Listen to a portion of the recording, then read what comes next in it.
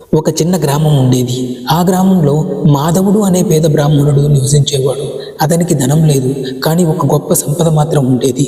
అదే శ్రీ మహావిష్ణువు మీద అచంచలమైన భక్తి. ప్రతిరోజు ఉదయం లేచి చెరువు నీళ్ళు తీసుకొచ్చి తన పాడైన ఇంట్లోనే చిన్న దీపం వెలిగించి నారాయణ నారాయణ అనే నామస్మరణ చేసేవాడు. ఒక సంవత్సరం తీవ్రమైన కరువు వచ్చింది. ఆకలి, బాధ గ్రామాన్ని చుట్టుముట్టాయి. ఒకరోజు మాధవుడికి తినడానికి ఒక్క గింజ కూడా లేకపోయింది. శరీరం బలహీనమైపోయింది, కానీ పెదవులపై మాత్రం నారాయణ అనే నామం ఆగలేదు. అదే రాత్రి స్వప్నంలో శ్రీ మహావిష్ణువు ప్రత్యక్షమయ్యాడు.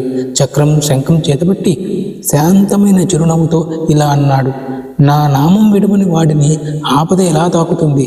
తెల్లవారగానే మాధవుడి ఇంటి ముందర ధాన్యంతో నిన్న పాత్రలు కనిపించాయి. గ్రామమంతా ఆశ్చర్యపోయింది. ఆ రోజు నుంచి మాధవుడు గ్రహించాడు, భక్తి ఉంటే భగవంతుడు దూరం కాడు అని. ఈ కథ ద్వారా మీకు మంచి సందేశం చేరింది అనుకుంటే మా ఛానల్ను సబ్స్క్రైబ్ చేసి మాకు మీ ఆశీర్వాదాలను ఇవ్వాల్సిందిగా కోరుకుంటున్నాము.